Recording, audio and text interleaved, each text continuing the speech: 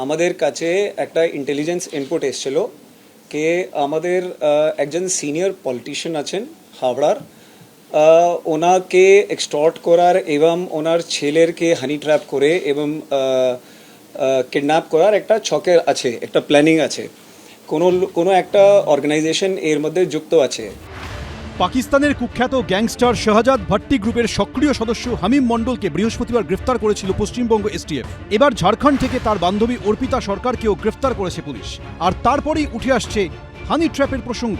এসটিএফের দাবি, হানি ট্র্যাপের জন্য বান্ধবী অর্পিতা সরকারকে ব্যবহার করতে চেয়েছিল ধৃত জঙ্গি হামিম মণ্ডল। সেজন্য বান্ধবীকে যুক্তও করেছিল শাহজাদ ভাট্টির জঙ্গি মডিউলে। হামিম অর্পিতার সাথে লাস্ট অলমোস্ট 4 বছর ধরে ওর সঙ্গে ইন্টারাকশন আছে।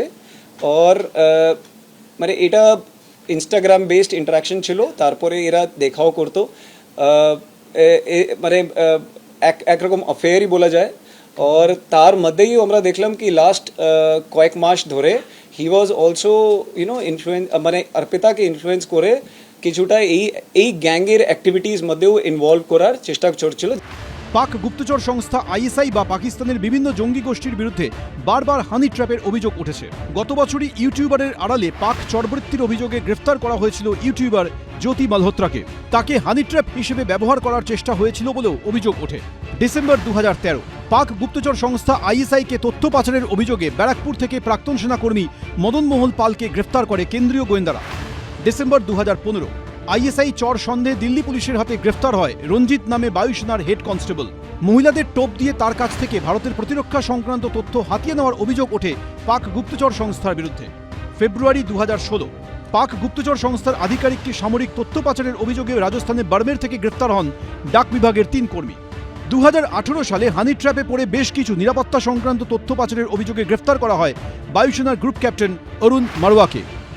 হানি ট্র্যাপ জিনিসটা is a very old concept এবং অনেক জায়গায় দেখা গেছে ডিফেন্স অফিসার্স, পুলিশ অফিসার্স এরা কিন্তু হানি ট্র্যাপের মধ্যে পড়েছেন।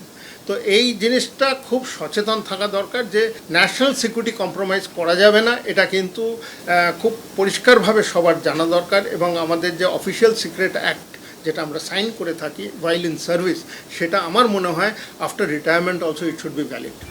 এবার পশ্চিমবঙ্গে ধৃত শাহজাদ ভাট্টি গ্রুপের সক্রিয় জঙ্গি হামিম মণ্ডল এবং তার বান্ধবী অর্পিতা সরকারের গ্রেফতারের পরেও উঠে এলো হানি ট্র্যাপের প্রসঙ্গ। ময়ূর ঠাকুর চক্রবর্তী, ঐশী মুখোপাধ্যায় রিপোর্ট, এবিপি আনন্দ। এবিপি আনন্দ এগিয়ে থাকে, এগিয়ে রাখে।